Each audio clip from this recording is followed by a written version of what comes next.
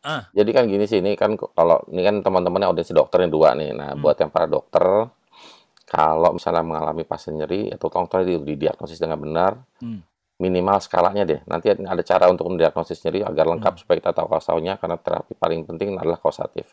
Hmm. Kemudian kalau kita belum bisa, minimal simptomatis kita Hmm. lakukan terapi sesuai dengan derajatnya. Hmm. Kalau nggak hilang juga, jangan dibiarkan lama-lama. Ada Hmm. tempat untuk konsultasi. Selain ke dokter anestesi, bisa ke dokter saraf, bisa ke bedah saraf, bedah ortopedi, bahkan di fisioterapi juga ada, akupunktur juga bisa. Karena masing-masing spesialistik tadi juga punya peran tersendiri terhadap penanganan nyeri. Hmm.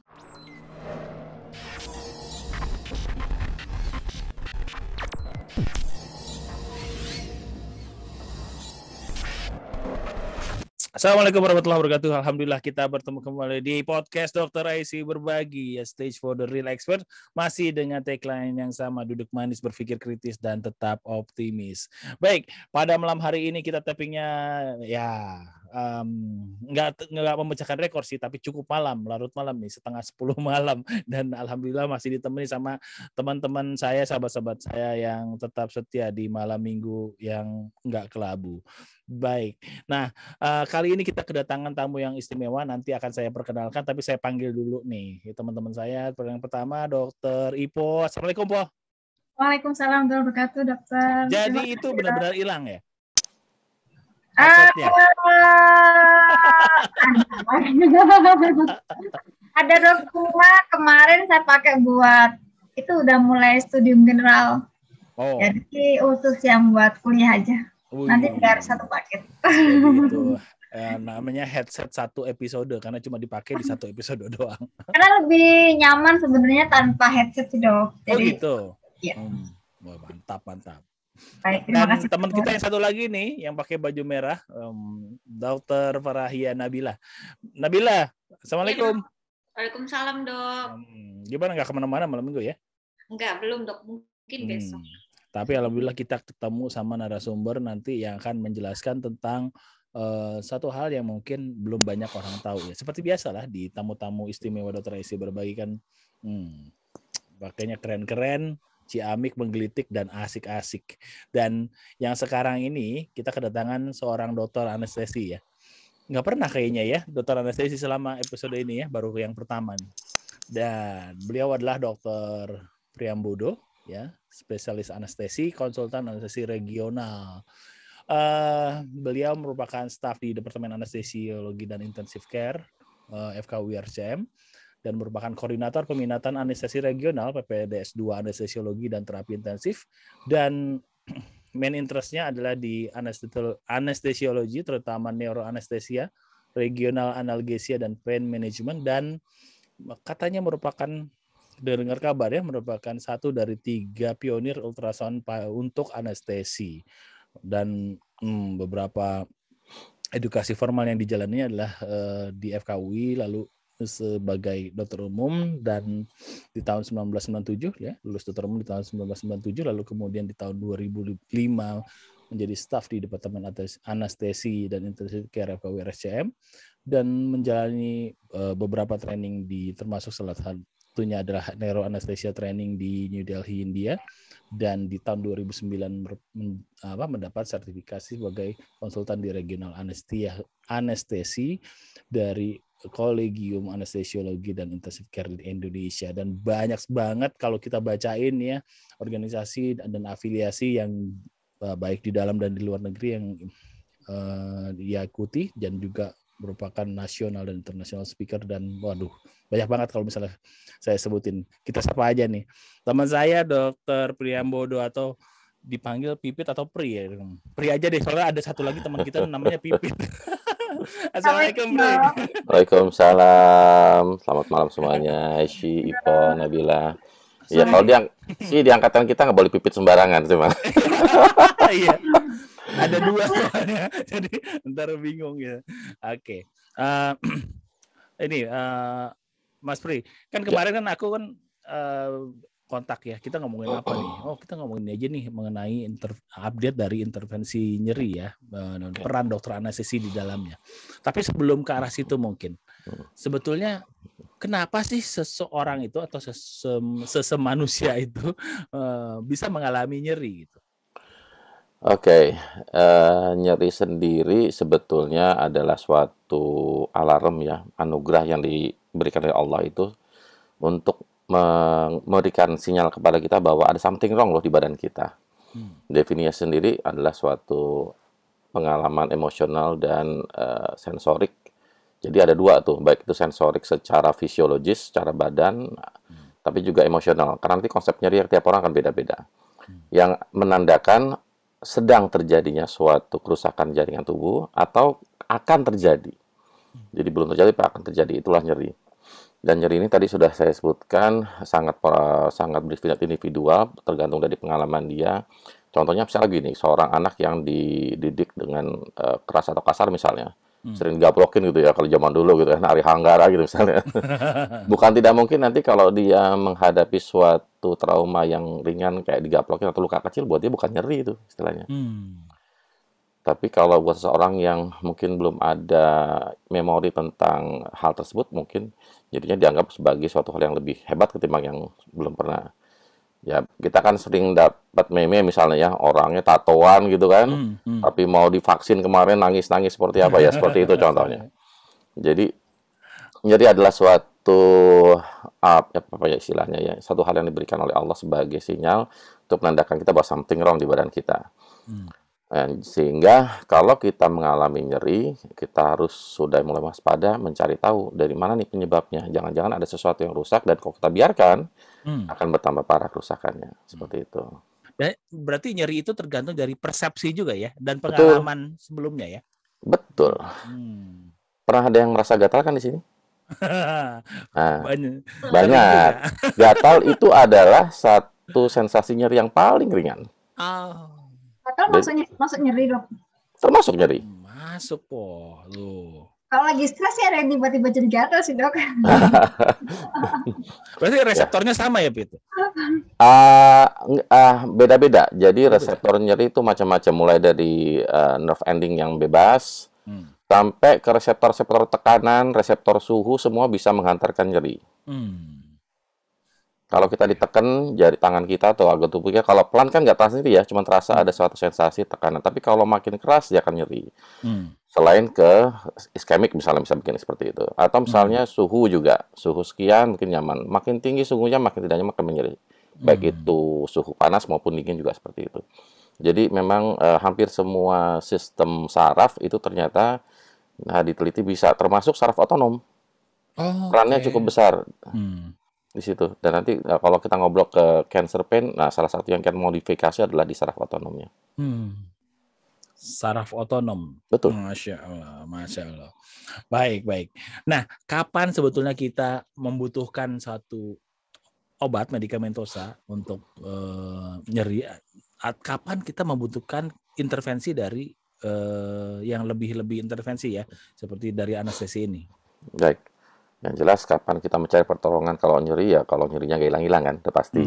Satu, kedua kalau nyerinya derajatnya tinggi. Nah, kalau berdasarkan derajat ini nanti dibagi-bagi, ada nyeri ringan, sedang, hebat. Kalau sudah kategori nyerinya hebat, maka kita juga cari obat yang kelas-kelasnya kelas hebat tuh, kelas berat semua. Analgetik kuat, termasuk golongan opioid atau narkotik yang kuat, karena ada narkotik lemah juga. Nah, kalau dengan obat-obatan ini diberikan gejala simptomnya nyeri itu masih muncul atau penyebabnya ternyata juga tidak bisa dihilangkan atau tidak sembuhkan, otomatis kita harus mencari alternatif lain. Kalau enggak kan kasihan pasiennya nyeri hebat terus. Karena teman-teman pun tahu ya sebagai dokter bahwa kalau nyeri hebat dibiarkan, maka nanti kerusakan akan bertambah hebat, tidak cuma di tempat yang terjadinya lesi, tapi seluruh sistem tubuh kita akan terganggu. Metabolisme terganggu, sampai terakhir imun juga akan terganggu. Nah, sehingga nanti kalau sudah dengan nyeri hebat tidak bisa dikontrol dengan terapi yang konvensional istilahnya, maka kita butuh step berikutnya adalah interventional pain management. Gitu. Oke. Oke, sebelum saya nanya lebih lanjut, kayaknya muka-muka penasaran udah tampak nih di dua dokter kita nih. Silakan Ipo. Baik, terima kasih dokter. Monggo. Sebenarnya sih sebelum masuk ke cancer pain ya dok, untuk yang biasa nih, dulu kan saya juga pernah jadi puskesmas. Jadi rata-rata nyerinya itu kalau datang itu yang nyeri gigi, terus badannya pegel-pegel nggak enak, tapi ya itu masuk kualifikasi nyeri ya dok, sama nyeri otot. Gara-gara katanya salah posisi lah begitu. Nah, biasanya kita mainnya ada nyeri yang biasa. Sebenarnya kan kalau nyeri otot sama nyeri yang gigi itu sebenarnya beda ya dok ya. Nyeri otot kan lebih ke karena ototnya, kalau nyeri gigi kan lebih mungkin sarafnya. Nah, padahal kadang-kadang kita main tembak aja dok. Sebenarnya pemilihan obat nyeri itu bagaimana ya dok? Misalnya yang cuma ototnya aja nih, misalnya saya cuma sakit tuh pantatnya aja istilahnya misalnya dok, atau kakinya aja nih, tapi yang lain aman. Nah, terus ada juga yang malam-malam datang nih, saya pernah malam-malam cuma sakit gigi doang. Nah, karena saya nembaknya yang biasa, obat yang biasa, apakah sebenarnya pemberiannya itu harus saya pikirkan, oh kalau yang otot aja, yang golongan ini nih, pas yang ini, gitu. Gimana dokter? Maaf ya dok. Baik, sebelum kau pilih obat apa, ya kita harus ingat lagi nyeri itu biasanya datang sebagai suatu simptom atau gejala ya. Sementara penyakitnya adalah hal yang lain. Tapi bukan tidak mungkin nanti nyeri itu dikategorikan sebagai suatu entitas penyakit, contoh kayak trigeminal neuralgia atau post-herpetic neuralgia syndrome. Nah, tadi yang disebutkan kan yang diceritakan Ipo itu yang kebanyakan nyeri sebagai simptom ya, Dr. Ipo ya. Iya. Nah, kalau nyeri sebagai simptom biasanya penyebabnya adalah adanya suatu inflamasi, kerusakan jaringan yang tadi kita sebutkan. Begitu rusak, ada jejas, inflamasi dengan trias ada dolor, tumor, kalor, seperti itu kan. Nah, salah satunya kan dolor ya, dolor itu nyeri ya kalau nggak salah. Dolor nyeri. Dolor nyeri, betul. Nah, karena memang kalau nyeri yang sering ini adalah nyeri akut, ada akibat inflamasi, maka obat-obat antiinflamasi di sini punya peran yang cukup tinggi. Dan kita nanti mengharapkan kalau kausanya juga diobati, inflamasinya akan hilang, entah infeksi atau kayak tadi sakit gigi dicabut misalnya, diobati infeksinya, maka nanti nyerinya juga akan hilang perlahan-lahan dan tidak perlu obat analgetik lagi. Nah, obat analgetik sendiri nanti ada banyak golongan dan bekerjanya di tempat yang berbeda-beda. Tadi sudah kita sebutkan yang antiinflamasi NSAID, ya non-steroid anti-inflammation drug, itu tentunya pilihan utama kalau penyebabnya adalah akibat inflamasi. Karena dia akan bekerja langsung di tempat inflamasi untuk menghambat pelepasan dari mediator-mediator inflamasi ataupun sitokin di situ. Tapi kalau misalnya dengan obat antiinflamasi kemudian masih nyeri, maka kita bisa kombinasi dengan obat lain yang kerjanya beda. Nah, ini yang istilahnya namanya multimodal. Jadi multimodal analgesia adalah penggunaan beberapa tipe obat analgesia yang bekerja di tempat berbeda dengan tujuan agar nyerinya lebih efektif, bisa dicari kombinasi agar sinergistik kerjanya, jadi saling menguatkan, dan juga dengan efek nanti di belakangnya efek samping dari masing-masing buah obat bisa kita kurangi. Karena bagaimanapun semua obat termasuk obat analgetik ya istilahnya punya efek samping ya. Nah, tadi kalau kita sebut bahwa NSAID punya peran di penghambatan inflamasi untuk mengurangi peradangan. Nah, kita balik dulu ke patofisiologi nyeri akut. Nyeri akut itu kurang lebih ada 4 proses yang bekerja. Pertama transduksi, kedua transmisi, ketiga modulasi, dan 4 persepsi. Jadi suatu sinyal nyeri itu baru dirasakan nyeri oleh individu kalau sinyalnya tersebut nyampe di otak. Di susunan saraf pusat, di korteks tempat asosiasinya. Kalau tidak nyampe, maka dia tidak dirasakan sebagai nyeri. Nah, ini seringkali mainan dokter anestesi nih untuk operasi. Makanya ada bius tengah badan seperti itu kan. Badannya diutak-utik tapi nggak nyeri karena sinyal nyerinya dihambat tidak sampai ke otak. Nah, proses pertama, transduksi, itu yang tadi itu. Adanya suatu luka, kemudian diterjemahkan oleh tubuh sebagai sinyal kimia dan akhirnya sebagai sinyal listrik. Itulah proses transduksi. Dan di sini tadi obat NSAID bekerja. Nah, kalau kebetulan sinyalnya masih di situ dihambat masih nggak cukup, masih ada yang lolos, kita bisa hambat di proses transmisi misalnya. Transmisi ini penghantaran sinyal di saraf. Dari saraf tepi, reseptor-reseptor tadi, nyeri, sampai ke medula spinalis. Nah, di situ contohnya bisa kita blok saraf. Nah, yang paling sering di situ. Nah, nanti di pusat ada lagi, di epidural spinalis, kemudian di otak, di talamus, sebelum sampai ke korteks, itu ada banyak yang berperan di situ, antara lain ada opioid, alfa-2 agonis, dan juga yang murah, meriah, dan efektif adalah paracetamol. Oke. Dan kalau dari tadi yang saya bilang ada sekian step itu kita adaptasi namanya WHO step ladder yang kita Step ladder. adaptasi. Betul. Paracetamol bisa menjadi kombinasi dimanapun, mau step 1, step 2, step 3, karena memang sangat-sangat unik dia. Jadi kalau memang NSAID aja ternyata masih kesakitan, walaupun kausalnya sudah sambil diobatin juga ya, sambil jalan gitu kan, boleh kita tambahkan. Berarti nyerinya mungkin bukan nyeri ringan tuh, karena kalau nyeri ringan mestinya sih dengan satu obat biasanya udah lumayan ya. Tapi ya kalau di step ladder-nya ya step pertama NSAID plus minus paracetamol biasanya. Seperti itu. Kalau kategorinya nyeri sedang, kapan kita tahu nyeri sedang hebat ya tinggal tanya aja ke orangnya, Bu, kira-kira nyerinya yang mana nih gitu kan? Itu paling gampang. Atau kalau mau yang objektif kita bisa scoring. Nah, scoring macam-macam nanti. Ya antara 0 sampai 10 bisa. Kalau ringan itu ya kurang lebih skor 1 sampai 3, 0 itu tidak nyeri. Yang sedang itu antara 4, 5, 6, yang hebat 7, 8, 9, 10. Jadi kalau nyerinya ringan tadi NSAID dan atau paracetamol cukup, tapi kalau nyerinya sedang, nah mungkin kita bisa tambahkan weak opioid di situ. Opioid lemah bisa golongan tramadol, kodein, DMP, seperti itu ya. Baru tadi kalau hebat ya udah kita pilihnya golongan analgetik kuat seperti opioid morfin atau petidin, seperti itu golongannya. Jadi tadi kalau cabut gigi, NSAID sih logikanya sih cukup ya. Kalau ternyata nggak cukup, jangan-jangan udah kena radang di itunya tuh, akar gigi tuh.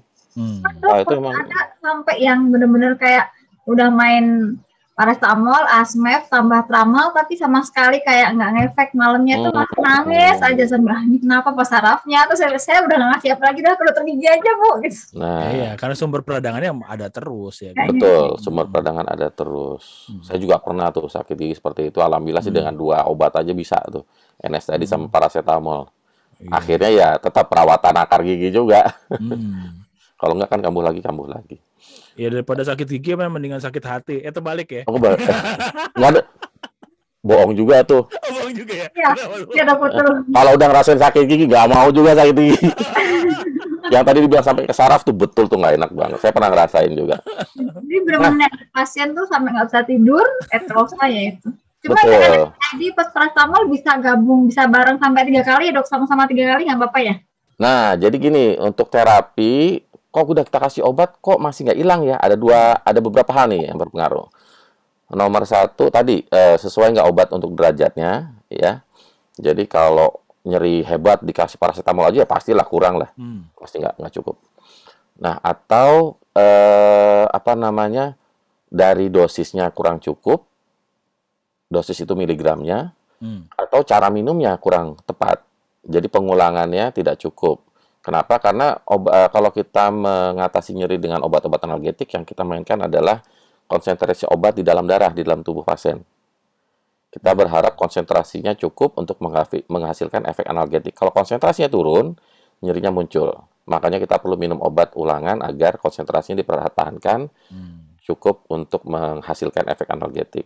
Nah, tadi tuh yang mesti ditanyakan, begitu minum, nah kalau obat oral ya pasti kita butuh waktu 1 jam ya kurang lebih ya, baru kita bisa menanyakan efeknya.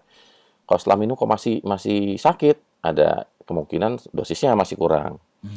Kalau enakan nih, tapi setelah sekian jam muncul lagi, ya iyalah konsentrasinya kan udah mulai turun, udah mulai dibuang kan obatnya, ekskresi segala macam metabolisme, ya pastilah ya itulah pengulangannya nanti. Nah, dia sakitnya kapan nih setelah dikasih obat? Kalau ternyata dosis pertamanya aja tidak menurunkan nyerinya, berarti dosisnya kurang. Kalau di rumah kemudian datang lagi, dok kok nggak hilang-hilang nyerinya? Ya mungkin cara minumnya yang masih salah, atau yang ketiga kaosanya belum kita obatin. Betul. Itu dia. Betul. Itu yang terjadi itu. Tidak jarang itu. Fit, berarti kan dari tadi kita berdasarkan persepsi, artinya kan sangat individual ya. Kita dosis itu kan sangat individual artinya. Betul banget. Dan kan obat itu kan selalu kalau kita lihat dosis itu dibuat one size fit all ya kan? Ya. Ya, jadi dibuat general lah semuanya. Tapi itu nggak berlaku ya buat terapi nyeri ini. Ya, jadi gini. Tadi yang di step ladder WHO itu, sebenarnya step ladder WHO itu diciptakan untuk cancer, tapi kemudian diadaptasi bisa untuk nyeri akut dan nyeri yang lain. Okay. Nah, ada beberapa poin misalnya yang perlu kita perhatikan. Salah satunya adalah attention to details. Jadi, tolong kita perhatikan tiap individu pasti akan berbeda responnya. Nah, itu satu. Jadi, begitu kita kasih terapi, oke lah, mungkin dosis yang sama untuk orang yang berat badannya sama, ininya sama, mungkin cukup. Tapi buat dia belum tentu sama. Dan menariknya sih, ada teman saya, profesor di India, Prof. Pankaj Kundra, itu sudah meneliti keterkaitan genetik dengan hal ini. Jadi memang betul, analgetik itu individual. Dan saya rasa mungkin nggak cuma analgetik, hampir semua obat juga nantinya harusnya pendekatan individual. Apalagi nyeri yang sangat, subjektif, betul. Skornya berapa nih? 5, tapi orangnya masih senyum-senyum gitu kan. 5 apa enggak sih gitu kan. Nah, kayak gitu tuh, kayak yang bikin susah untuk mengatasi nyeri, karena sangat-sangat subjektif. Masa sih masih nyeri gitu kan. Oke. Nabila, ayo silakan keluarkan unek-unek kamu, Nabila. Kayak anak gue namanya soalnya. Iya, Bila. Ini kan dok, nyeri itu sendiri kan, terutama kalau di rumah sakit kami itu kan sering banyak terjadi. Nah, kadang datang pasien itu keluhannya terutama ke nyerinya itu, dok.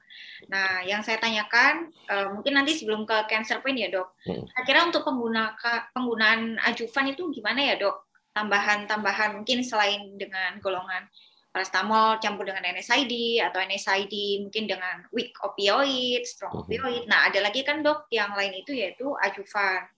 Bisa menggunakan. Kapan dikasih adjuvannya ya, gitu? Antidepresan atau yang lainnya seperti itu. Tadi kan yang disebutin baru satu tuh nyeri akut. Nah, emang ada nyeri lainnya gitu. Nyeri akut, nyeri berani, selainnya.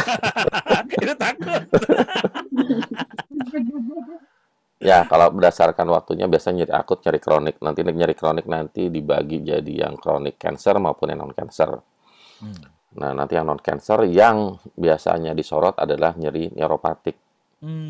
Apa itu nyeri neuropatik? Nah nih, jadi penggolongan nyeri tadi kan kalau berdasarkan waktu ya akut, kronik. Nah kalau berdasarkan patofisiologinya, yang tadi juga udah saya jelaskan ada 4 tahap itu yang nyeri akut, yang istilahnya adalah nociceptif, melibatkan reseptor-reseptor nyeri, reseptor nociceptif namanya. Ada satu lagi nyeri yang namanya nyeri neuropatik. Nyeri neuropatik adalah nyeri yang lesinya, kerusakannya diduga di dalam sistem sarafnya sendiri. Paling gampang istilah awamnya adalah kabel korslet, saraf korslet. Nah, jadi tidak ada luka, tidak ada apa, tahu-tahu dia menghasilkan sinyal sendiri dan disampaikan otak dirasakan sebagai nyeri. Nah, ini menarik nih. Dan korsletnya tidak hanya bisa di perifer, di kabel-kabel yang di kaki, di badan gitu ya, tapi juga yang di dalam sarafnya, di medula spinalis ataupun di otak juga bisa. Nah, itu menarik sekali deh. Nah, tadi kan juga Ipo juga nanya, kalau ternyata udah dikasih obat nggak nyeri, nggak hilang juga nyeri. Nah, kemungkinan terakhir adalah tadi itu kita salah obat. Yang kita anggap ternyata dia nyeri nociceptif, ternyata dia nyeri neuropatik. Nah, kalau nyeri neuropatik kita kasih obat-obat golongan yang tadi, paracetamol, NSAID sampai opioid, itu paling efeknya cuma sebentar aja tuh. Mungkin 15 menit udah sakit lagi dia. Karena kalau obat nyeri neuropatik first line-nya juga justru bukan itu. Nah, biasanya teman-teman yang di neurologi yang paling ahli ini. Biasanya kalau nyeri neuropatik itu nggak jelas tuh di mana lukanya. Kemudian keluhannya, deskripsi nyeri. Deskripsi itu gambaran ya, apakah kayak rasa ketusuk atau apa, itu namanya deskripsi nyeri. Nah, deskripsinya khas nanti. Ada melibatkan suhu, tiba-tiba ada rasa panas, kayak strum listrik, muncul tiba-tiba hebat terus hilang tiba-tiba. Nah, seperti itu tuh contohnya nyeri neuropatik. Nah, kalau golongan nyeri seperti ini, pilihannya justru adalah obat-obat antikonvulsan, obat anti kejang.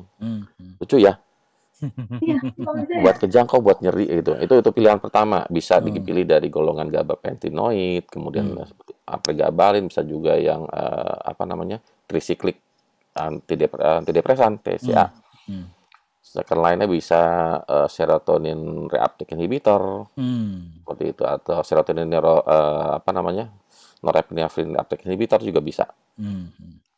Jadi berbeda. Kenapa? Analoginya kalau buat saya juga terus terang kalau untuk membaca tentang neuropati teorinya macam-macam, bingung deh, pusing-pusing lagi. Tapi kenapa diambil antikonvulsan sebagai terapi? Buat saya sih masuk akal. Logikanya gini.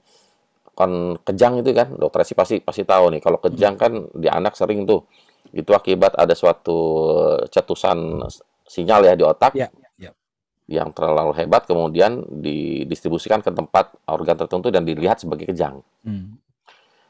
Nah, mungkin mirip sama yang tadi saya bilang sebagai suatu error korslet di saraf, cuman kebalik dia justru dibalikan ke otak dan masuk ke reseptor nyeri di otak, korteks nyeri.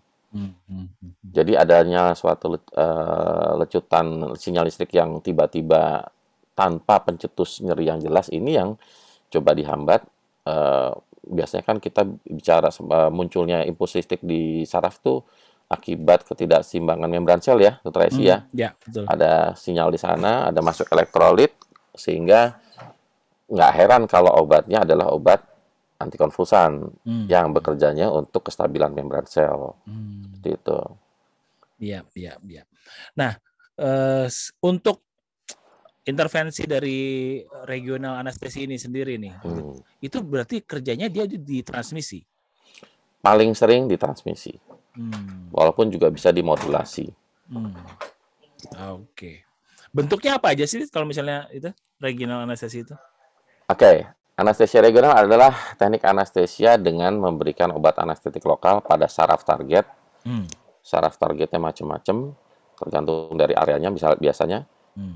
Untuk menghambat sinyal yang tadi tuh dari lokasi luka agar tidak nyampe ke susunan saraf pusat, apalagi ke otak. Bisa kita berikan di saraf tepi, yang contoh misalnya saraf radial, medianus seperti itu, atau sciatic, atau juga kita berikan di akar saraf yang persis mau masuk ke medula spinalis ataupun di medula spinalisnya. Tapi untuk memblok medula spinalis sebetulnya agak susah. Kenapa? Karena dia ukurannya cukup besar. Makin besar sarafnya makin susah diblok. Makin kecil makin gampang. Anestesia regional ini kemudian tadi biasanya digunakan untuk menghambat hantaran sinyal nyeri ya, supaya tidak masuk ke saraf pusat. Tetapi kan sifatnya sementara, begitu efek obatnya hilang dia akan pulih lagi. I see. Kalau enggak itu bukan anestesia regional namanya, itu racun namanya. Mati sarafnya kan gitu. Nah, tetapi proses yang sama diadaptasi untuk nyeri-nyeri yang sifatnya lama atau kronik seperti kanker. Tetapi tadi yang kita mainkan bukan di saraf sensorik, tetapi di saraf otonom. Nah, kalau nyeri akut, keterlibatan saraf sensorik itu sangat-sangat tinggi. Sementara saraf otonom mungkin nggak terlalu besar. Tapi tadi, begitu sudah beralih jadi nyeri kronik, prosesnya agak berbeda sedikit, dan keterlibatan saraf otonom di sini cukup besar.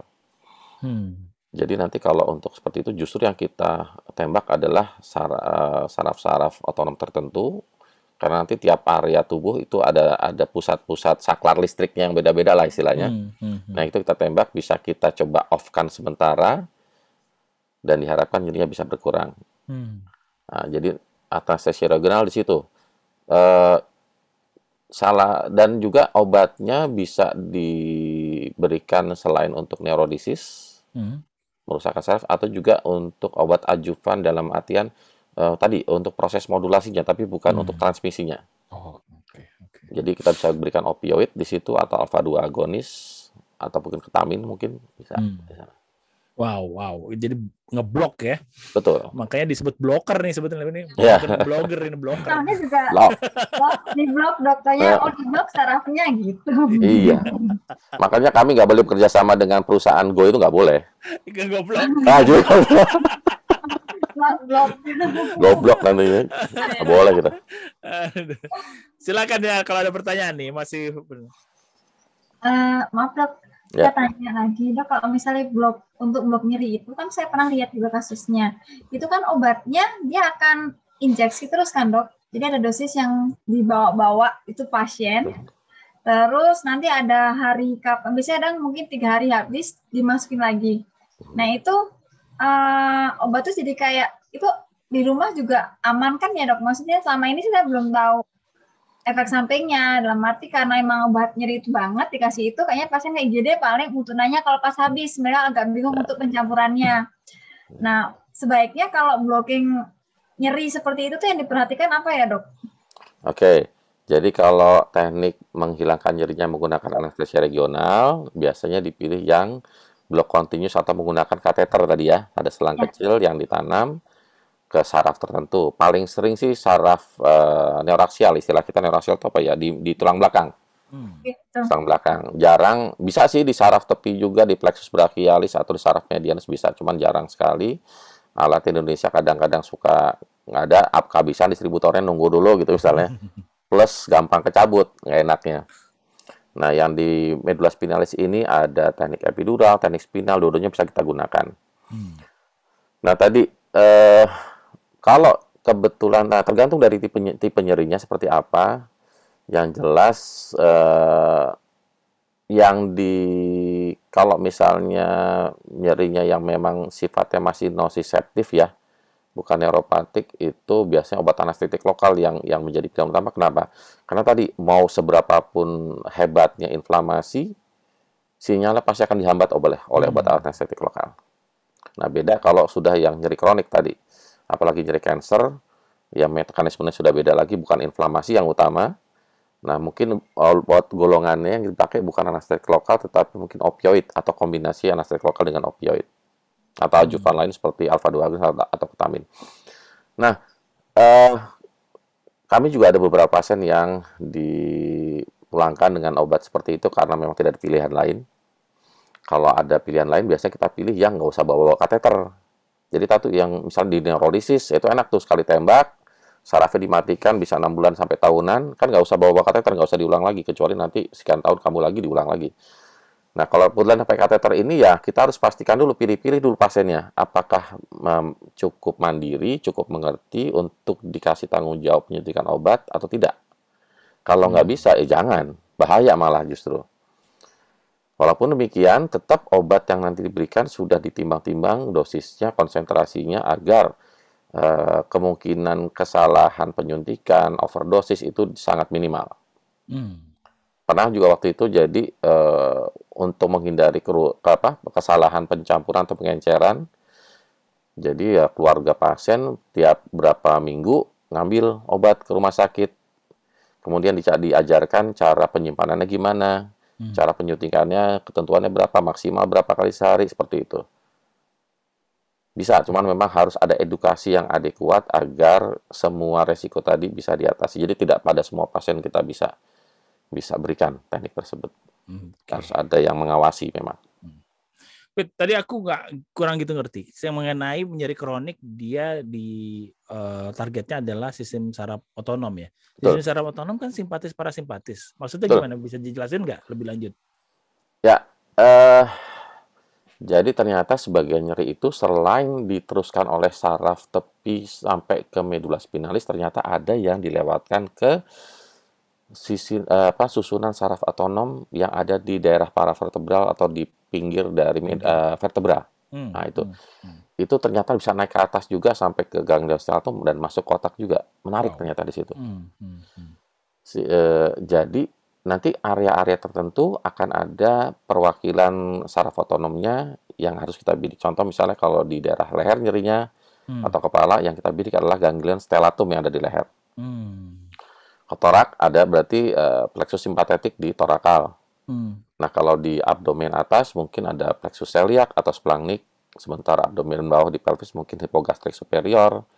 Daerah perineum adalah hipogastrik inferior sampai ke ganglion impar yang ada di ujung tulang tunggit ya, oksidium.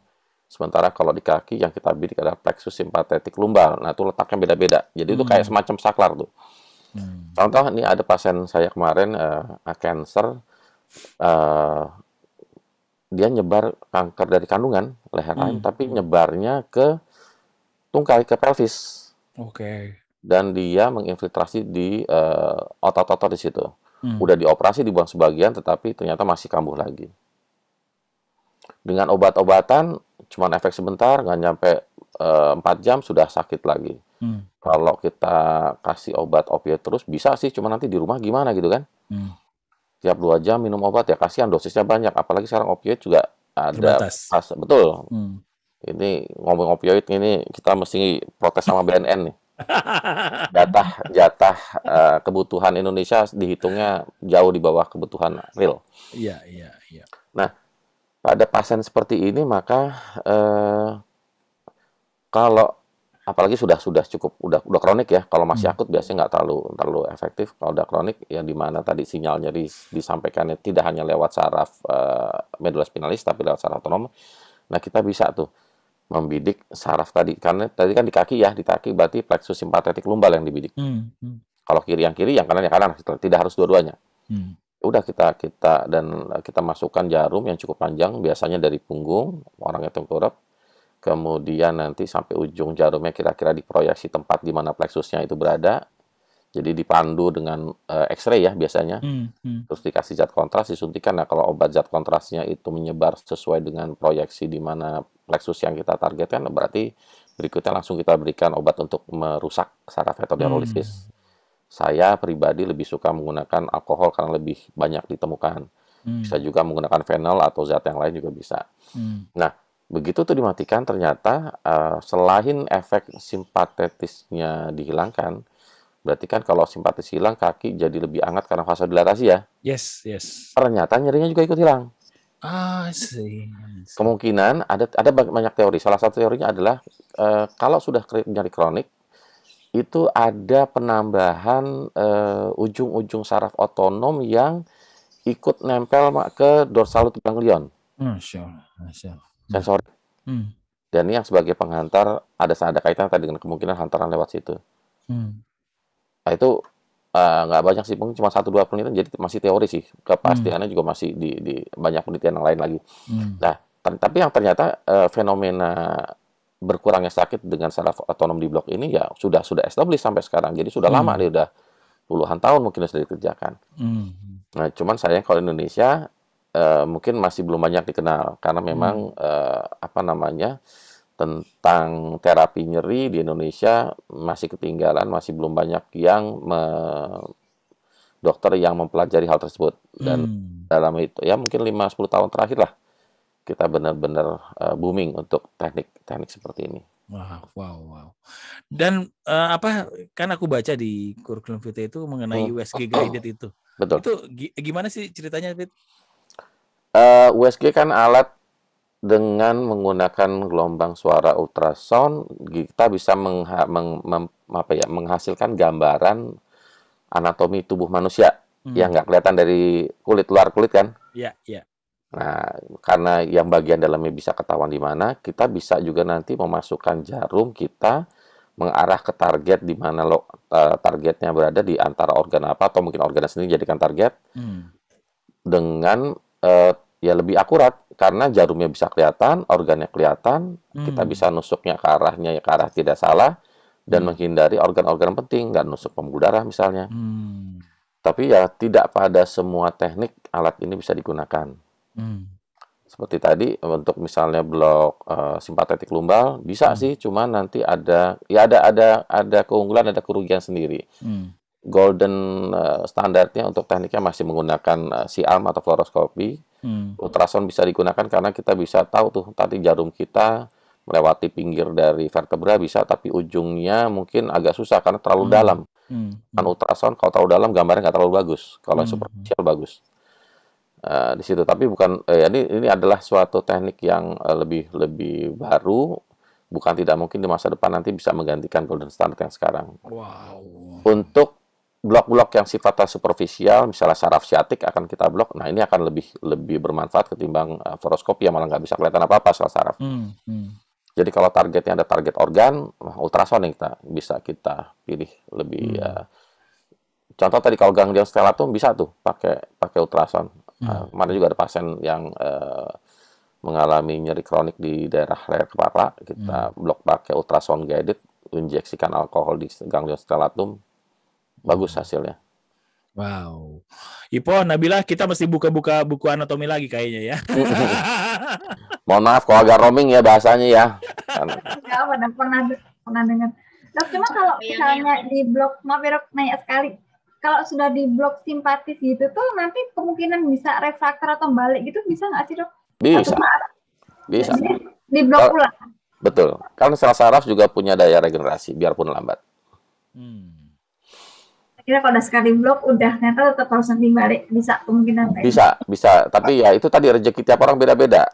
Ada yang sampai 2 tahun nggak kambuh, sampai orangnya kalau kebanyakan cancer ya pasien saya jadi ya, sampai orang yang meninggal juga masih aman. Tapi ada yang setelah 6 bulan datang lagi, tumornya juga karena tidak dioperasi paliatif makin besar, ya nggak heran lah. Bisa karena 2 hal, mungkin sel saraf otonomnya sudah pulih, jadi bisa mengantarkan nyeri lagi, atau tumornya makin besar dan area yang nyeri bertambah, makin luas. Tambahkan lagi area yang diblok. Salah satu pasiennya orang tua dari teman kita tuh kemudian sudah ada almarhum. Beliau. Yeah. Tapi selain ini selain kanker ya, non cancer, ini aku punya pengalaman sendiri ya, frozen shoulder. Oke. Di blok itu asik tuh. Beberapa gimana tuh? Gini. Jadi untuk nyeri-nyeri yang ini kalau istilah kita lebih ke arah ya, nyeri muskuloskeletal ya. Di area otot sama di tulang atau sistem tulang ada ligamentum segala macam. Tadi kalau disebutkan frozen shoulder itu adalah gejala klinis bahunya kayak diem nggak bisa bergerak. Tapi penyebabnya banyak sih. Ada robekan di otot, ada kerusakan ligamentum. Nah itu mesti kita cari tahu dulu tuh. Oke. Kalau itu udah nggak ada, karena kalau yang namanya robekan otot ya solusinya jahit kan, ligamentum sobek ya dijahit juga.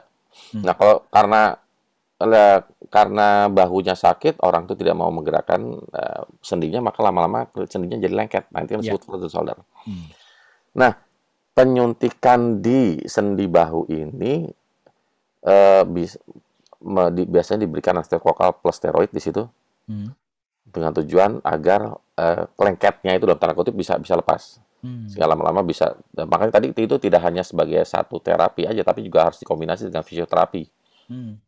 Tapi dengan syarat tadi ya, kausa kerusakan jaringan harus diobatin dulu. Yeah. Karena kalau nggak percuma aja. Oke. Setelah disuntikan, nah suntikannya gini.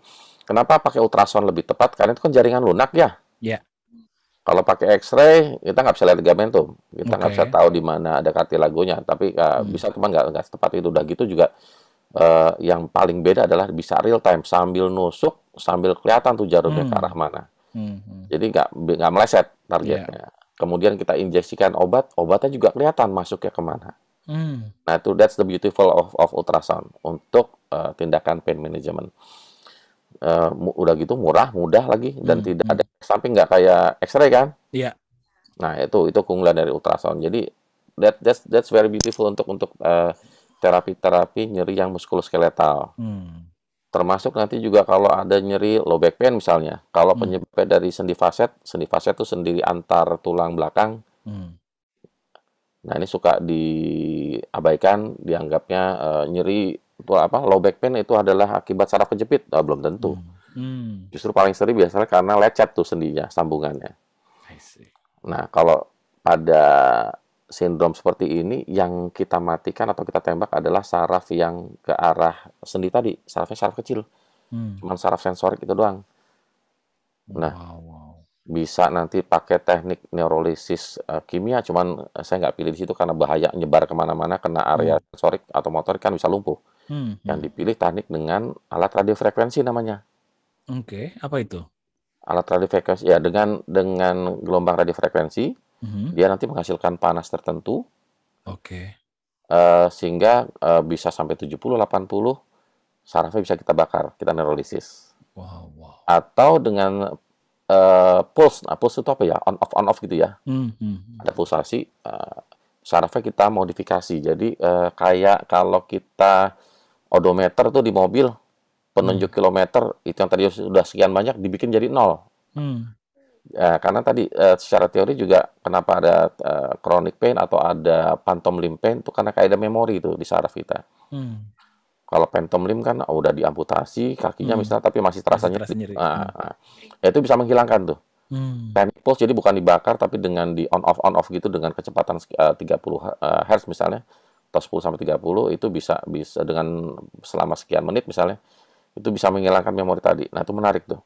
Hmm. Banyak tuh pasien-pasien kita ya, osteosarkoma yang dia diamputasi, Iya lalu dok. kembali Betul, ada phantom limb gitu. Wah, betul, bisa dicoba ini ya. betul.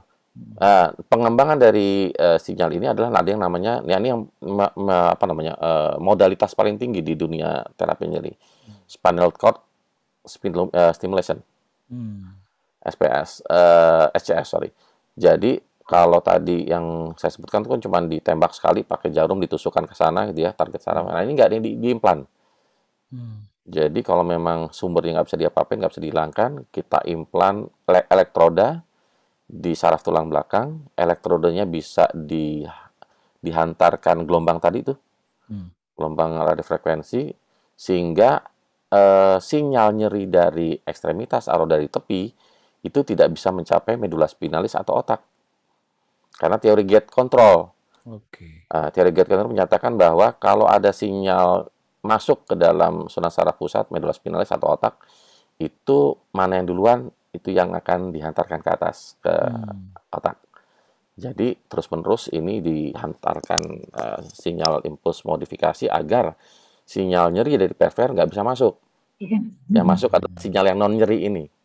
Nah itulah menariknya dari neuroscience tuh, ternyata bisa seperti itu. Wah, Cuman Nabila. sayangnya di kita belum bisa dikerjakan. Alatnya masih registrasi dan kalaupun lolos katanya harganya bisa 400-an juta. Wow. Bisa dipakai buat banyak orang kan dok? Ya. Banyak yang mampu aja tapi Iya. Karena saking mahalnya masih ya dok ya. mahal. Ya, mahal karena belum banyak dipakai kan. Banyak. Begitu misalnya banyak dipakai jadi lebih murah kan? Kenyataannya di Indonesia untuk alat medik dan obat tidak seperti itu hukumnya sih. Gitu ya. Betul.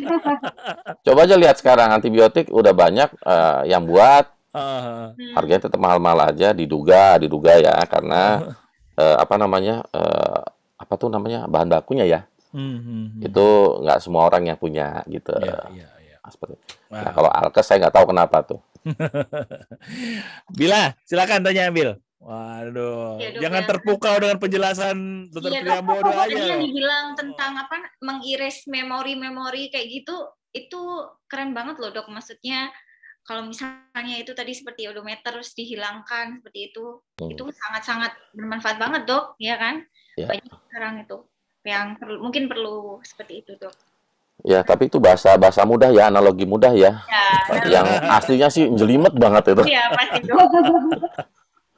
Nah, dok mau tanya nih dok, izin kalau misalnya nih dok, kira-kira kan orang-orang yang menggunakan obat anti nyeri mungkin seperti pasien kanker dan sebagainya itu kan mungkin perlu terus-menerus ya dok ya. Kita khawatirkan kalau misalnya overuse ada macam-macam efek samping ataupun komplikasi yang mungkin terjadi dok, seperti mungkin gangguan pencernaan bisa perdarahan, gagal ginjal ataupun yang lainnya. Nah, kira-kira bagaimana tuh dok untuk mengatasi baik dari mungkin segi tata laksana ataupun mengedukasi pasiennya dok, terutama ini di IGD kadang kan pasien belum mau pulang kalau nyerinya belum, padahal sudah teratasi mungkin, tapi karena takut terjadi lagi sehingga nggak pengen pulang, nyaman di rumah sakit, dan itu membuat stagnansi IGD yang sangat tinggi. Nah kira-kira gimana nih dok? Seperti Sebelum ke situ saya mau nanya dulu, pernah dapat nggak pasien udah nyeri hebat, mungkin nyeri kanker atau yang lain, tapi nggak mau dikasih morfin atau nggak dikasih opioid karena takut narkotik, takut dosa katanya? Ya benar, ada juga yang ada juga. Takut dosa, takut ketergantungan. Takut ketergantungan.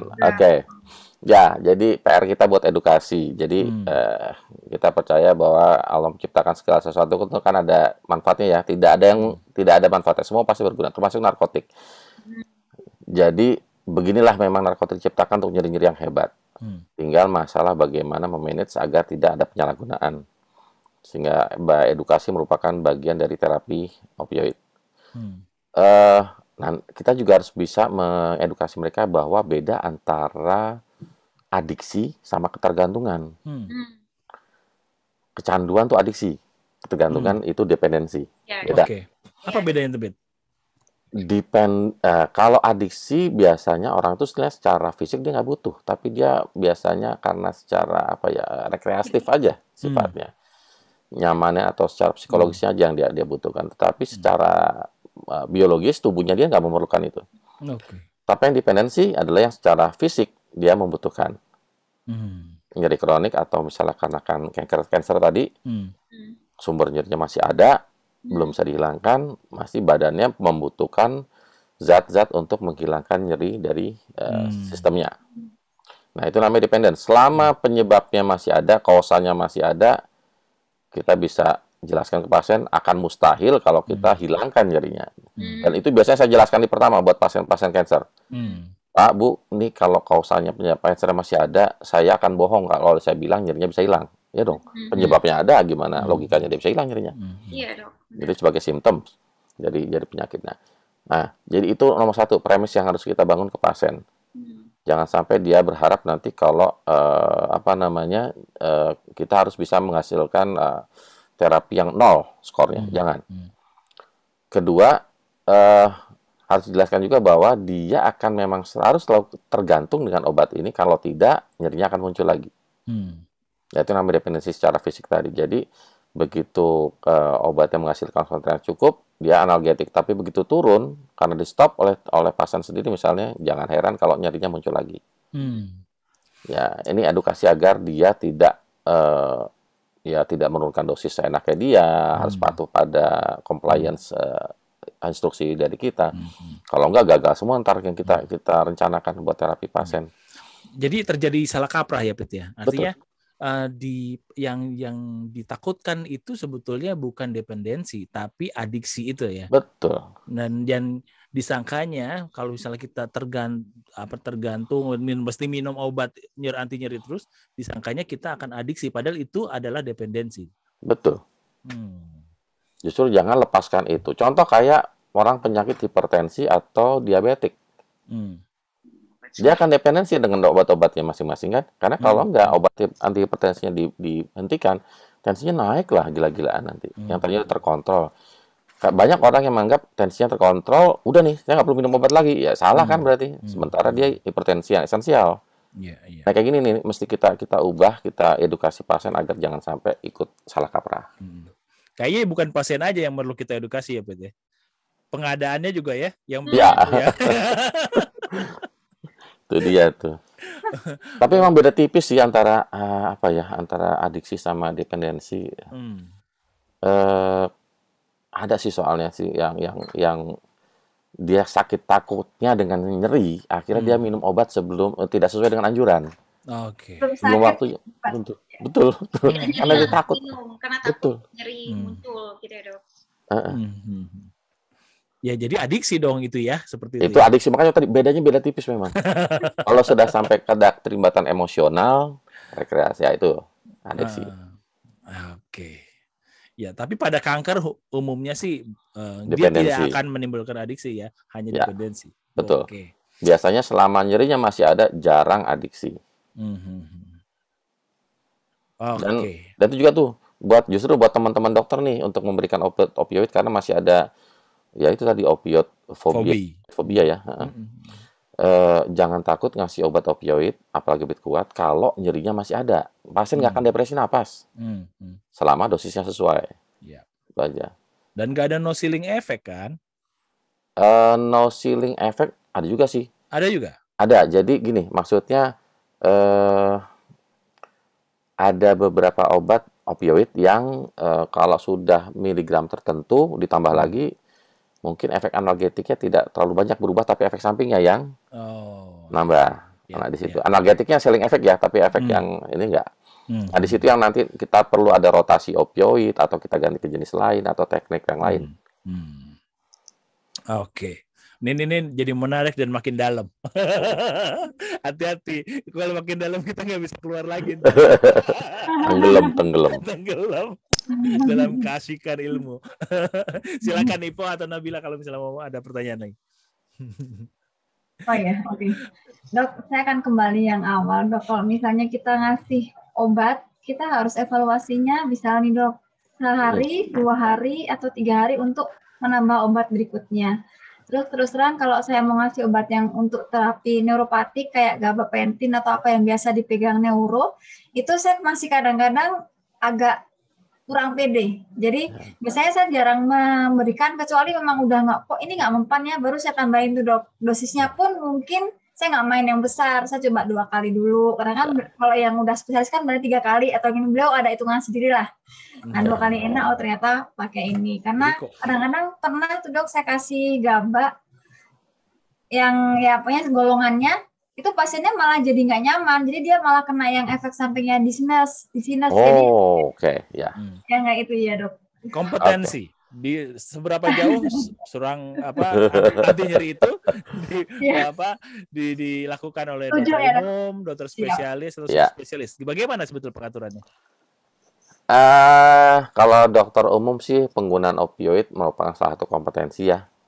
Cuman yang kita sama-sama mesti ngecek lagi apa betul tuh di semua fakultas kedokteran sudah diajarkan, karena justru istilah opiofobia tadi kayaknya karena kurang tuh materinya.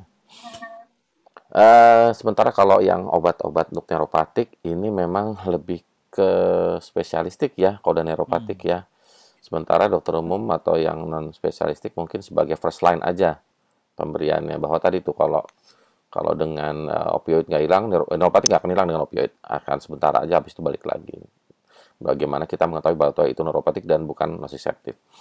Nah, untuk terapi nyeri, semua obat analgetik apapun golongannya, kita mesti baca lagi farmakologinya gimana.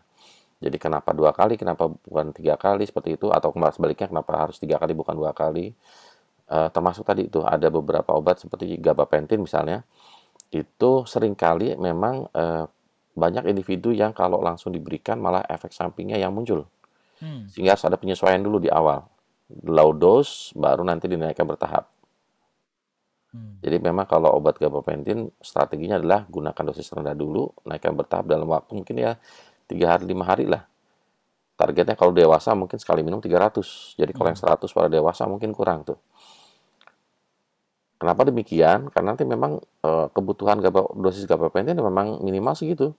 Baru dia menghasilkan efek yang cukup baik, dan ternyata gabapentin juga punya keuntungan secara molekuler, nanti bisa terjadi perbaikan di saraf, tapi harus tinggi memang dosisnya. Nah, kalau kita memberikan dosis yang langsung 300 di awal, nggak nyampe di jembatanin dulu 100, 200, 300 gitu ya. Ya tadi tuh, seringkali dizziness yang muncul. Walaupun juga bukan tidak mungkin memang ada orang yang tidak tahan sama sekali dengan gabapentin. Nah, kita mesti membedakan ini.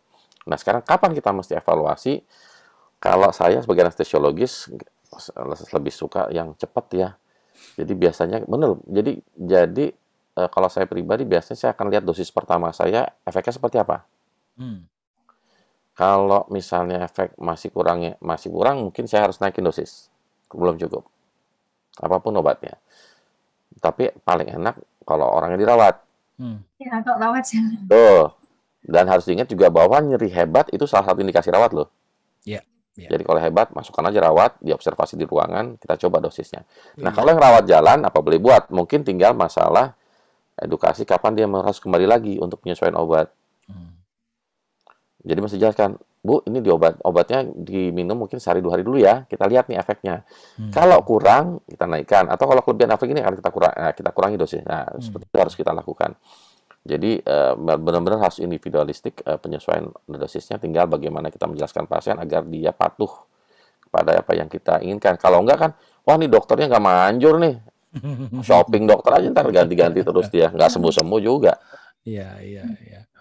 Wow. Ya, nyeri itu juga kan termasuk salah satu tanda vital sekarang ya. Betul. Tanda vital kelima. Boleh satu lagi nggak dok? Boleh. Mumpung gratis. Lagi Kak. Iya. Mbak Dia duluan. Enggak Kak, duluan. Oke. Tenang aja. Sama saya di biusku gratis kok. Banguninnya bayar. Mumpung expertnya di sini. Banguninnya bayar. Nah, tahu saya morfin itu kan nggak ada batas dosis nih. Ya. Kita memberikan apa, yang penting pasiennya dia nggak nyeri. Betul. Nah, itu kalau misalnya kita rawat atau dalam pandangan mata kita kan lebih enak ya dok. Tapi untuk pasien yang rawat jalan, dia sudah dapat biasa morfin yang long, yang MST. Nah, tambahannya biasanya pakai morfin yang immediate. Nah, itu sebenarnya dok, itu paling dekat MO yang pendek itu minum berapa jedanya ya dok paling deket? Kan kita kadang-kadang Bu maksimal 6 kali ya gitu, dan nggak berani karena dia nggak di depan kita. Jadi sebenarnya paling dekat minum itu berapa menit atau berapa jam sih dok? Oke, kita bicara opioid. Nah, ini memang berarti betul yang tadi saya khawatirkan sih. Jadi pengetahuan tentang opioid itu di kita belum luas buat teman-teman dokter. Jadi mesti edukasi ulang. Jadi PR buat kita semua nih. Jadi gini, obat opioid nanti dari pembuatan posologinya, jenisnya yang dibuat itu baik tablet maupun injeksi ada macam-macam. Ada yang fast acting, biasanya fast acting pasti yang injeksi. Oral itu secepat-cepatnya mungkin 1 jam yang disebut fast. Nah itu buat loading dose untuk dosis awal inisial. Ada obat-obat nanti yang slow release. MST atau yang oksini atau macam-macam nanti ada banyak, atau termasuk yang patch ya. Itu adalah obat untuk maintenance. Nah, obat maintenance baiknya kita berikan kalau kita sudah tahu kebutuhan opioid 24 jam. Ya. Jangan digunakan di awal. Karena nanti susah untuk menakarnya, susah tuh. Karena dia slow release. Jadi setelah kita tahu dosis 24 jam, baru nanti kita konversi. Katakanlah sehari pakai injeksi itu butuhnya 10 mg. Kalau mau dikonversi ke oral, maka sekali 3 tuh dari oral, dari injeksi ke oral. Kalau morfin 30 ya. jadinya. Ya, dari 30. Nah, 30 mau diberikan bagaimana? Kalau pakai yang slow release, nah, golongan MST ini biasanya dia butuh waktu pengulangan 2 kali aja sehari. Jadi 2 kali 15 misalnya. Seperti itu. Kalau kita switch ke oral MST. Sementara kalau obat yang immediate release, MIR, itu sama, dia juga untuk loading. Tetapi bukan dengan intravena, tapi untuk yang rawat jalan. Bisa digunakan pengulangannya antara 4-6 kali. Jadi tiap 6 jam atau tiap 4 jam. Tergantung nanti dari kebutuhan pasien akan beda-beda. Jadi kalau misalnya tadi dari injeksi di switch ke oral 30, berarti kalau mau pakai MIR ya berapa tuh? 30 dibagi 4 misalnya. Ya gitulah. 7,5 gitu ya. Pusing juga 7,5 gimana cara mecahnya. Ya atau 6 kali 5. Bisa, 6 kali 5. Bisa, contohnya seperti itu. Cuma kan 6 kali makan obat kan repot juga buat pasiennya. Tiap 4 jam ya. Ya paling enak maintenance. Nah, kalau tadi nggak ada injeksi di praktek klinis, ya udah pakai MIR dulu. Coba dulu berapa kali, mau 4 kali 5 misalnya. Silakan. Kan bisa dihitung, jadi nanti ada rumus untuk menghitung kebutuhan 24 jam atau dari kebutuhan per kali pemberian sekali dosis pertama dikali 4 misalnya. Sama juga kan? Dapat deh tuh. Udah, kita kasih terapi sehari 2 hari. Makanya tadi masih edukasi. Bu, baliknya jangan lama-lama ya, 2 hari balik lagi. Kenapa? Kita mesti sesuaikan dosisnya nih, seperti itu. Supaya kita tahu efek terapinya. Baru nanti setelah 2 hari kita lihat yang sudah pakai MIR ini 4 kali 5 cukup apa enggak? Kalau enggak ya naikin dosisnya. Mungkin jadi 10 mg atau gimana, silakan. Kapan kita naikkan dosisnya 2 kali? Biasanya kalau skor nyerinya tidak berubah tuh. Yang tadinya skor 8, 7 setelah dikasih obat masih sama aja segitu juga, ya kita bisa 2 kali lipatnya. Tapi kalau cuma berkurang sedikit, nggak nyampe skor nyeri ringan, targetnya lah nyeri ringan ya. 1, 2, 3. Jadi kalau 0 bonus istilahnya. Nah, kalau belum tercapai skor 1, 2, 3, kita tambahkan dosisnya biasanya setengahnya. Dari yang dosis pertama tadi. Nah, itu yang kita switching terus, kita tambahkan terus, titrasi, sampai nanti dapat dosis yang pas. Setelah itu baru kita switch ke yang maintenance. Nah, itu untuk analgetik dasar. Basic analgetik. Kalau kebetulan nyerinya ada episode-episode tertentu yang kambuh, istilah kerennya breakthrough pain. Breakthrough pain. Bahasa Indonesianya nyeri sontak. Renjatan. Oh, saya kalau dari teman neuro katanya nyeri sontak bilangnya. Ya udahlah. Kayak renjatan nyeri, renjatan kayak kejang ya. Apalah. Tapi pokoknya itu yang kita maksud. Breakthrough ya, itu. Breakthrough. Breakthrough kalau diartikan lebih tepat ke sontak sih namanya. Oke. Breakthrough-nya kita lihat. Biasanya breakthrough kan durasinya tertentu ya. Nah, kita butuh untuk breakthrough, kita butuh obat yang onsetnya cepat dengan lama kerja sesuai dengan lamanya breakthrough. Hmm. Yang repot kalau sangat singkat tuh, 15 menit udah habis tuh breakthrough-nya.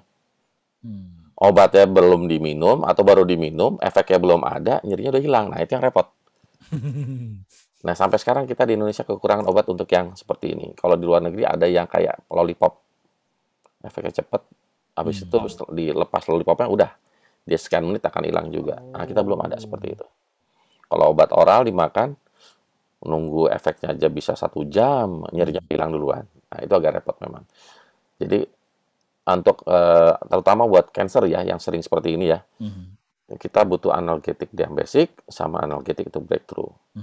Nah, breakthrough sendiri dianggap masih normal, terkontrol kalau frekuensinya sedikit dan intensitasnya nggak terlalu tinggi.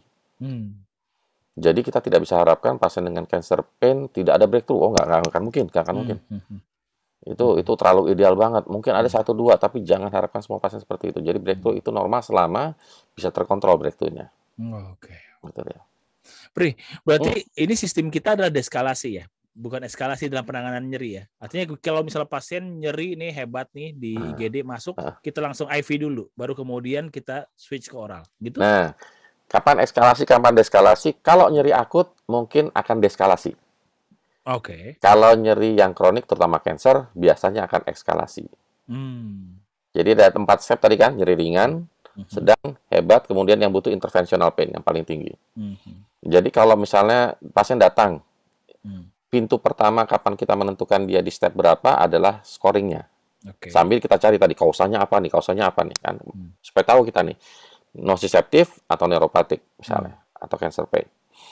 Kalau memang dia karena nociceptive, karena ada peradangan, utamanya obati sumber lukanya, jaringannya sembuh, nyeri akan hilang, nggak usah diapa-apain juga pasti akan hilang. Sehingga nanti deskalasi. Begitu datang mungkin harus pakai morfin, tapi hari ketiga karena penyembuhan lukanya baik, mungkin nggak perlu lagi morfin. Mungkin cukup kombinasi paracetamol NSAID juga sudah bisa mengatasi. Sampai akhirnya luka sembuh, udah sama sekali nggak butuh obat. Seperti itu. Tapi kalau cancer, di mana cancernya masih tumbuh, eskalasi. Sekarang jadinya skor berapa nih? Katakanlah di step kedua, ya udah nggak perlu opioid yang kuat. Weak opioid itu masih bisa. Nanti kalau tumornya makin berkembang, makin advance, nyerinya tambah, ya kita tambahin lagi terus gitu. Kalau dengan obat biasa masih cukup ya lanjutkan aja, terkontrol bagus. Tapi kalau dengan obat biasa sudah nggak hilang-hilang, makan obat kayak makan kacang, efek samping konstipasi yang hebat, atau mual-mualnya atau dizzy yang hebat, ya udah kita beralih ke step interventional pain management. Gitu. Oke. Ini kalau diterusin 7 hari 7 malam nggak akan habis-habis nih. Karena berapa semester nih, Fit? Belajar nyeri aja. Aduh, sampai sekarang juga masih belajar sih. Jadi kalau misalnya kalau di IGD gitu paling nggak berarti 24 jam ya dok kita pantau nyerinya untuk membawa pulang apa? Ini nanti kebijakan di IGD-nya harusnya masing-masing punya protokol. Ya. Kalau mengatasi nyeri, kapan harus dievaluasi? Yang lazim kalau di luar negeri biasanya 15 menit. Sekarang mampu laksanakan 15 menit. Nah, itu dia. Belum resepinnya, belum nunggu obat datang. Nah, yang penting buatlah prosedur sesuai dengan kemampuan di tempat masing-masing. Kami di RSCM saja untuk nyeri hebat protokol 1 jam loh. Mengingat birokrasi tadi itu. Mulai dari butuh obat datang, dia yang nyuntikin siapa. Itu akhirnya kita, udahlah keputusan 1 jam aja deh. Nggak usah muluk-muluk dulu, kita coba 1 jam, sanggup apa enggak, itu aja. Nah, tetapkan aja nanti untuk nyeri hebat, pemantauan berapa menit, sesuai target apa enggak. Gitu. Nah, kapan pasien dipulangkan? Otomatis kalau ya nyerinya sudah termasuk yang nyeri ringan untuk pulang. Kalau enggak ya jangan dulu lah, kasihan. Oke. Fit, kalau misalnya tadi kan ada nyeri nociceptive, nyeri neuropatik. Kan ada juga yang campuran. Gimana kita membedakan itu nyerinya karena kegagalan kita terhadap obat-obat untuk nociceptive, diagnosis kita miss dengan yang campuran itu? Gitu. Banyak sih yang mix ini, apalagi yang cancel tuh mix banyak banget. Jadi biasanya kalau sudah kalau kronik ya betul, kalau kronik itu lebih dari 3 bulan, hati-hati tuh. Yang neuropatik suka muncul itu. Dari tadinya cuma nyeri akut yang nociceptive aja, Kalau dibiarkan sampai 3 bulan lebih, apalagi bertahun-tahun, neuropatiknya ikutan. Dan memang hukumnya gitu. Makanya anestesi selalu diajarkan jangan kita main-main sama nyeri akut. Postoperatif harus ditangani benar, karena kalau nggak nanti berkembang menjadi persisten post-surgery pain. Seperti itu. Jadi kalau udah lama, ya udah curiga lah bahwa ini kemungkinan mix. Nah, salah satu kata kunci nanti adalah saat kita mengassessment nyeri, assessment juga jangan lupa deskripsi nyerinya. Begitu ada deskripsi yang akan ke arah neuropatik, ya kemungkinan ada tuh neuropatiknya. Wow. Bila, silakan Bila. Iya dok. Ini obrolan kita dalam loh. Iya dok. Nggak kerasa lihat tuh 1 jam. Oke. Yang paling susah memang cancer. Si cancer itu tricky. Ada akut kadang-kadang, ada kroniknya juga, ada neuropatik, ada nociceptif, campuran banyak. Yang lebih repot lagi kadang titik nyerinya nggak cuma satu sih. Iya. Karena kan macam-macam dok, apalagi cancer kan kompleks ya dok ya. Betul.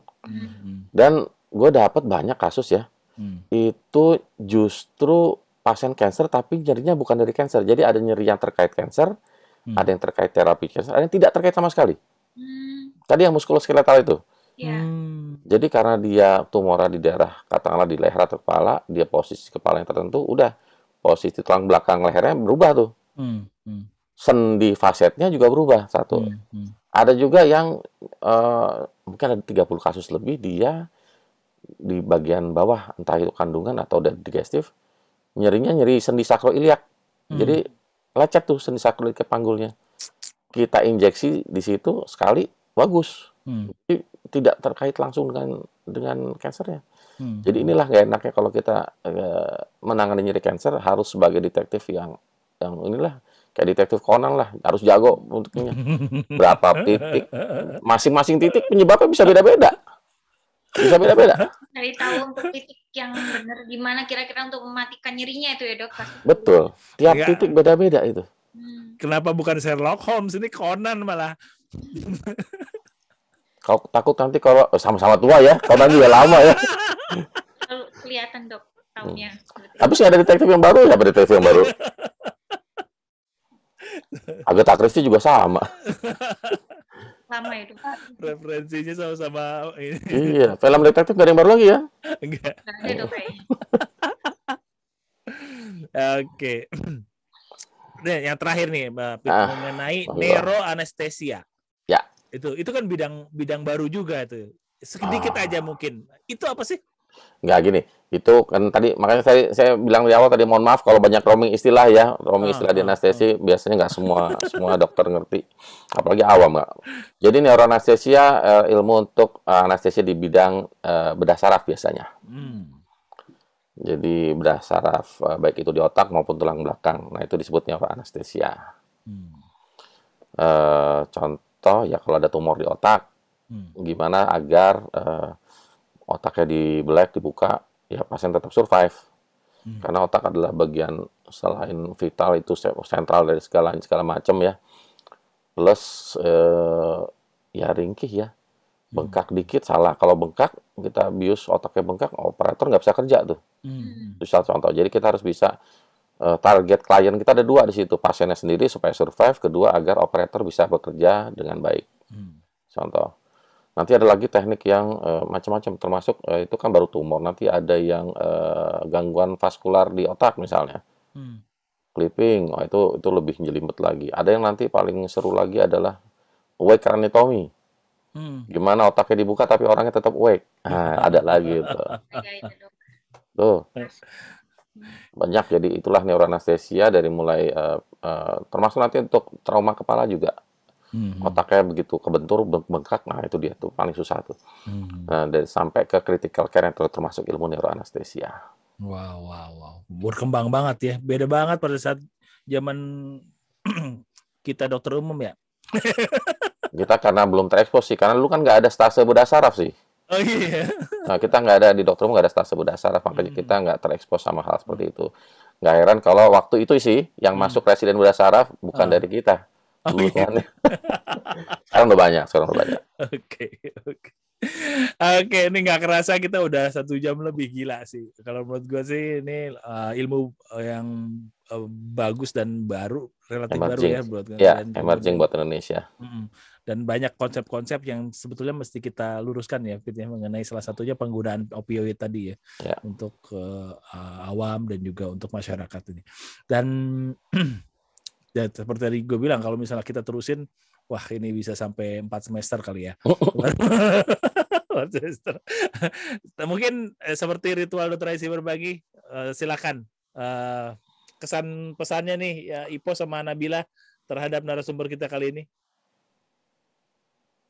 Oh iya, Dr. Priambodo, terima kasih ilmunya malam ini. Kembali. Manfaat luar biasa. Ternyata nyeri tidak hanya cukup dengan nyeri yang biasa, sampai ternyata harus intervensi sampai neuro anestesi. Mungkin nanti ke depannya bisa jadi yang lebih dalam lagi, sampai radio juga ya, Dok ya, radio intervensi. Semoga nyeri tetap terus berkembang di Indonesia juga, jadi bisa banyak pasien yang tertolong dan ilmunya sangat bermanfaat, terutama mengenai opioid dan obat yang lain. Terima kasih, Dok. Kembali. Ya, itu ngomongnya kalem ya, tapi lo lihat ya, kecepatannya di atas dan banyak nanti kalau misalnya pada bingung, diulang lagi aja ya ininya, atau dipakai slow speed ya supaya ngerti ntar ya. Iya, Dok. Nabila, silakan. Terima kasih dokter atas ilmu malam ini ya, Dok. Malam Minggu. Nah, lumayan, Dok, karena sangat-sangat berarti ya, Dok. Nyeri itu kan tidak cuma secara simptom sih ya, tapi penyakit sendiri terutama. Nah, terutama saya yang baru, maksudnya di IGD itu kan sering menemukan datang pasien dengan nyeri, dan ini sangat-sangat bermanfaat sekali, Dok. Alhamdulillah. Terima kasih, Dr. Aisy. Terima kasih juga, Dr. Priambodo. Terima kasih, Dok. Oke. Jadi kan gini sih, ini kan kalau ini kan teman-temannya audiensi dokter yang 2 nih. Nah, buat yang para dokter, kalau misalnya mengalami pasien nyeri, atau tolong didiagnosis dengan benar, minimal skalanya deh. Nanti ada cara untuk mendiagnosis nyeri agar lengkap supaya kita tahu kausalnya, karena terapi paling penting adalah kausatif. Kemudian kalau kita belum bisa, minimal simptomatis kita lakukan terapi sesuai dengan derajatnya. Kalau nggak hilang juga, jangan dibiarkan lama-lama. Ada tempat untuk konsultasi. Selain ke dokter anestesi, bisa ke dokter saraf, bisa ke bedah saraf, bedah ortopedi, bahkan di fisioterapi juga ada, akupunktur juga bisa. Karena masing-masing spesialistik tadi juga punya peran tersendiri terhadap penanganan nyeri. Jadi kita nggak rebutan, justru kita berbagi tugas, masing-masing punya tugas tersendiri. Contoh kayak tadi tuh, kalau yang udah disebut neuroanestesi buat pain, ada tuh kita motong-motong bagian tertentu dari medula spinal atau di otak, ada. Tapi biarkanlah bedah saraf yang bekerja, kita percayakan kepada mereka. Itu contohnya seperti itu. Nah, kalau ada awam yang mendengarkan, kalau Anda nyeri, hati-hati, waspada bahwa ada something wrong, tolong dicari something wrong-nya apa, carilah pertolongan ke dokter terdekat. Jangan ke bengkel terdekat ya. Dan jangan fobi ya, Fit ya. Jangan fobi, betul. Terhadap opioid. Baik, oke, itu satu take home message. Sebelum saya minta take home message, langsung dikasih sama Dr. Priambodo ya, take home message ya untuk awam dan juga kepada dokter umum. Oke, thank you banget ya, Pri, atas ilmu-ilmunya. Sama-sama. Kita sampai melek nih, hampir jam 11 malam tapi tetap ngelek loh. Dan juga kepada Nabila dan Ipoh yang sudah setia, dan gue rasa nih bisa jadi stimulasi kita untuk belajar gitu ya.